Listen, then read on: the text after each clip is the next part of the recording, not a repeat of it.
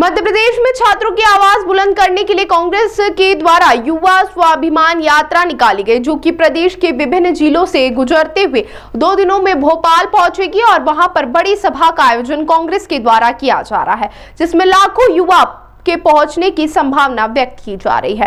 कांग्रेस के प्रदेश अध्यक्ष जीतू पटवारी के द्वारा युवा स्वाभिमान यात्रा निकाली जा रही है। उनका कहना है कि पूरे प्रदेश में भ्रष्टाचार के अलावा युवाओं के साथ और उनका भविष्य के साथ खिलवाड़ किया जा रहा है, जिसमें सीबीएसई परीक्षा की गड़बड़ी से लेकर नीट यूजी परीक्षा के पेपर लीक होने से जुड़े मामले के साथ ही युवाओं को रोजगार नहीं मिलने के तमाम मुद्दों को लेकर यह यात्रा निकाली जा रही है।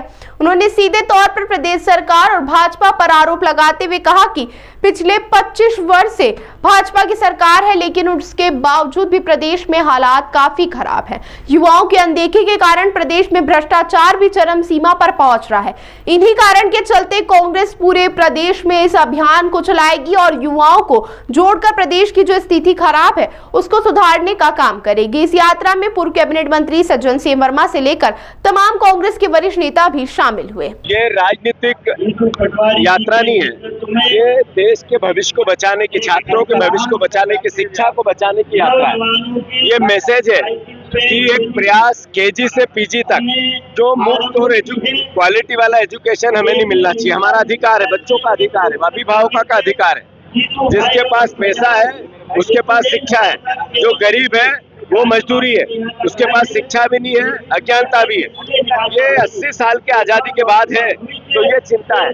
मैं मानता हूँ कि हमें प्रयास एकमात्र जो अराजकता है मध्य प्रदेश में शिक्षा को लेकर, जो करप्शन है मध्य प्रदेश में शिक्षा को लेकर, जो बार बार एग्जाम्स में धांधली है, वो चाहे नीट की धांधली हो, चाहे अन्य अखबार 90 बार मोदी के आने के बाद पेपर लीक हुआ, 50 बार एग्जाम निरस्त हुई।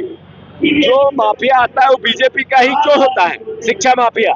ये सवाल आज प्रदेश के सामने है। राहुल गांधी जी ने पूरे देश में अलग जगाई है गैर राजनीतिक रूप से कि शिक्षा के माध्यम से सुरक्षा और देश के भविष्य को बचाने का प्रयास का आयोजन देवी अहिल्या विश्वविद्यालय के पवित्र प्रांगण से, जिस विश्वविद्यालय में हजारों लाखों नौजवान शिक्षा लेते हैं, इन नौजवानों जो अपने भविष्य के लिए चिंतित हैं, नीट की एग्ज़ाम के पर्चे लीक हो जाते हैं, सीबीएसई के पर्चे लीक हो जाते हैं, हर एग्ज़ाम के पर्चे लीक हो जाते हैं।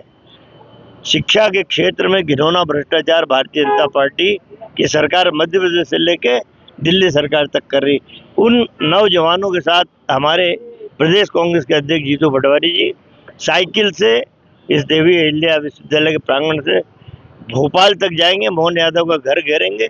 आज आष्टा में नाइट हाल्ट है, आष्टा से कल चालू होकर सीधे मोहन यादव के घर हजारों हजार नौजवान मोहन यादव को जगाएंगे कि नरेंद्र मोदी को भी जगाएंगे कि जागो, इन बच्चों के भविष्य को अंधकार में क्यों ढकेल रहे हो। भैया अयोध्या में चुनाव चल रहे हैं, कांग्रेस का भी वहाँ पर कहीं ना कहीं विरोध हो रहा है, तो किस तरह से? देखिए, आप एक बात समझ लीजिए, कांग्रेस का कहाँ विरोध हो रहा है। एक व्यक्ति टिकट मांगने वाला था, हमारा साथी नायक, उसको भी मना लिया है। बात यह है कि भारतीय जनता पार्टी के कार्यकर्ता 11-12 घंटे दतिया हाईवे को जाम करते हैं। नरोत्तम मिश्रा के टिकट कटने पे वो पूरे देश और दुनिया ने वो दृश्य देखे हैं। तो असंतोष